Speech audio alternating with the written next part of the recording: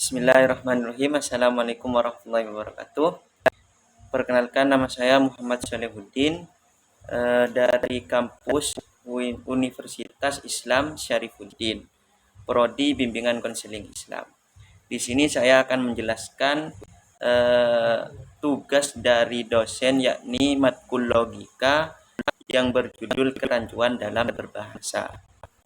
Langsung saja untuk mempersingkat waktu. Yang pertama yaitu ekuivokasi. Di sini adalah jenis kerancuan bahasa dari sebuah kata yang bersifat ambigu, terutama ketika ditempatkan dalam konteks yang tidak sebenarnya. Equivocation sering digunakan dalam argumen untuk memberikan kesan bahwa pernyataan tersebut konsisten, padahal makna kata yang digunakan berubah-ubah. Yang pertama contohnya yaitu semua orang yang beriman harus mempercayai Tuhan. Saya percaya Tuhan, jadi saya pasti seorang yang beriman. Penjelasan di sini, kata percaya digunakan dalam dua makna yang berbeda. Pada kalimat pertama, percaya berarti memiliki iman terhadap Tuhan. Sedangkan pada makna kalimat kedua, percaya hanya berarti percaya ada sesuatu tanpa kaitan langsung dengan iman religius. Itu yang kedua, contoh yang kedua, hukuman mati itu adil karena itu adalah hukuman yang tidak dapat diperdebatkan. Penjelasan kata adil di sini dalam kalimat pertama bisa diartikan sebagai keadilan dalam konteks moral. Sedangkan dalam kalimat kedua, adil digunakan untuk menyatakan bahwa hukuman tersebut tidak bisa diperdebatkan, seperti keputusan hukum yang sudah final, sehingga makna kata ini menjadi kabur. Contoh yang ketiga, semua orang yang bebas harus diberi kebebasan untuk memilih. Oleh karena itu, orang yang memilih untuk bekerja keras seharusnya diberikan kebebasan. Penjelasan kata bebas digunakan dalam dua makna yang berbeda. Pada kalimat pertama, bebas berarti bebas dalam arti kemerdekaan atau hak untuk memilih. Namun, dalam kalimat kedua, bebas digunakan dalam arti seseorang yang memilih untuk bekerja keras yang sebenarnya tidak berhubungan dengan kemerdekaan atau kebebasan untuk memilih. Kerancuan yang kedua, contoh kerancuan yang kedua yaitu amfiboli. Adalah jenis kerancuan yang bukan disebabkan oleh kata atau kalimat, melainkan karena konstruksi gramatikal. Jadi dari tata cara bahasanya, dari gerakan gramatikalnya. Contohnya, banyak orang suka belanja di mall yang baru. Tafsir pertama, pasti orang menafsirkan orang suka belanja di mall yang baru saja dibangun. Tafsir yang kedua, pasti orang berpikir banyak orang suka belanja di mall yang baru mereka kunjungi. Seperti itu. Jadi di situ ada teknik membaca yang berbeda atau teknik pemahaman yang berbeda. Itu bisa menjadi kerancuan dalam berbahasa. Yang kedua, kami akan memberikan hadiah kepada siapa saja yang datang ke pesta. Tafsir pertama, pasti orang menafsirkan hadiah diberikan kepada semua orang yang datang ke pesta. Namun ada juga yang menafsirkan seperti ini.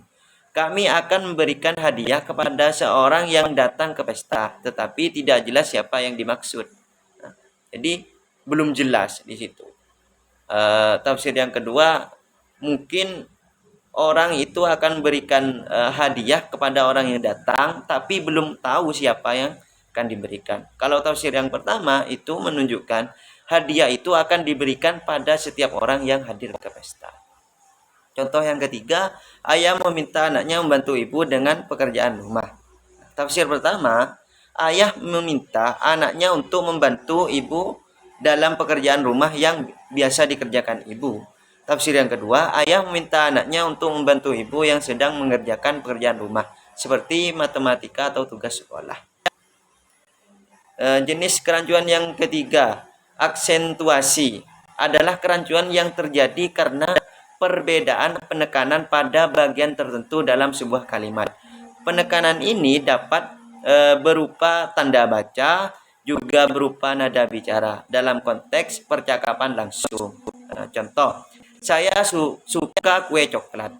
Tafsir yang pertama, penekanan pada kue. Saya suka jenis makanan yang berupa kue coklat. Jadi orang beranggapan dia apapun kuenya pasti dia suka kue yang coklat.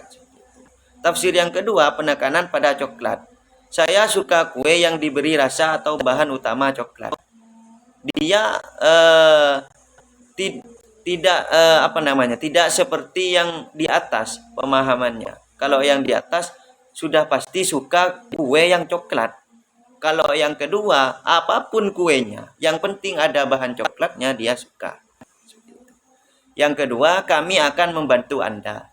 Tafsir pertama, penekanan pada membantu. Kami akan memberi bantuan atau pertolongan kepada Anda. Tafsir yang kedua, penekanan pada Anda. Kami akan membantu, tetapi ada kemungkinan lebih dari satu orang yang akan menerima bantuan, dan yang dimaksud adalah Anda secara spesifik. Jadi perbedaannya, kalau di atas dia akan membantu, pasti akan membantu yang ia tuju tersebut. Kalau yang kedua, dia penekanannya pada Anda. Anda itu lebih secara spesifik, lebih tertentu seperti itu.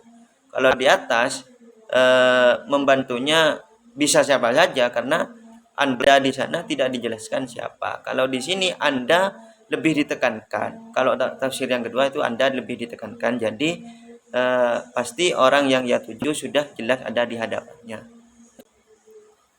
Yang ketiga, ini adalah rumah saya. Tafsir yang pertama, penekanan pada rumah. Ini adalah tempat tinggal atau bangunan milik saya. Tafsir yang kedua, penekanan pada saya. Mungkin ada banyak rumah, tetapi yang dimaksudkan adalah rumah saya secara pribadi, menunjukkan kepemilikan atau identitas. Yang keempat, yaitu hiperbola. Adalah kerancuan yang terjadi karena melebih-lebihkan kesimpulan dari premisnya yang bisa menyebabkan orang menganggap ungkapan tersebut lebih dari sekedar penekanan atau kiasan. Contoh yang pertama, aku sudah menunggu seabad di sini.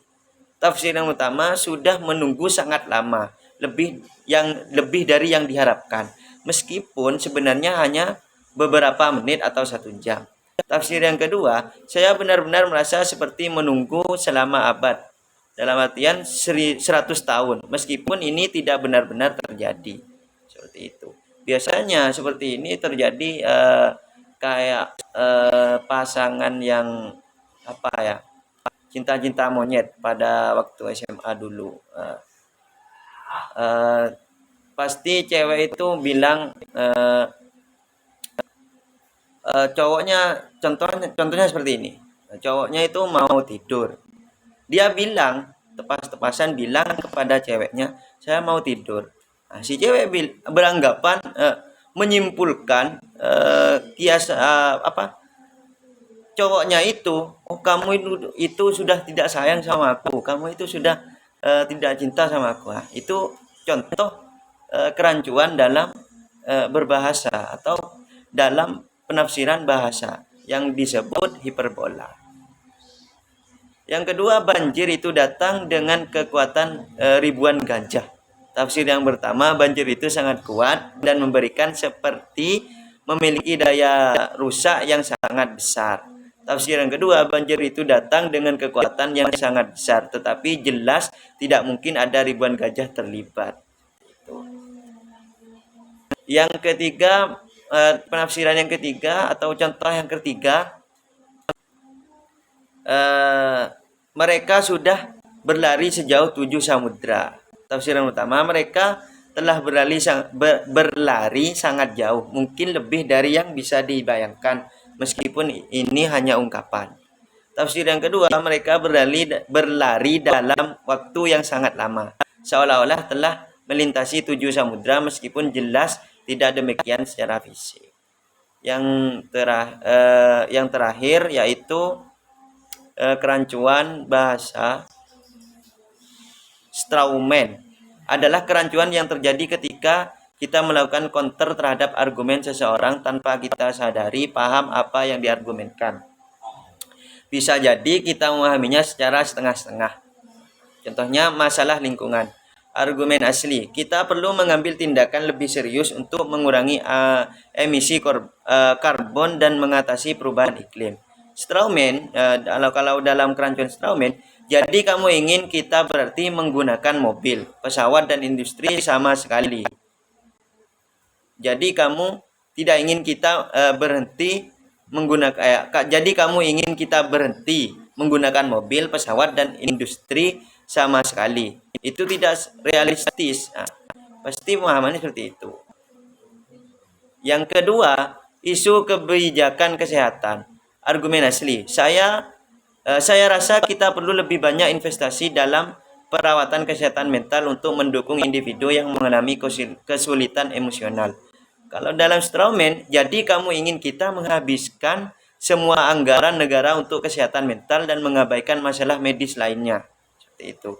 Jadi penafsirannya itu jadi berbeda, tidak sesuai dengan apa yang diargumenkan. Contoh yang ketiga dalam perihal pendidikan.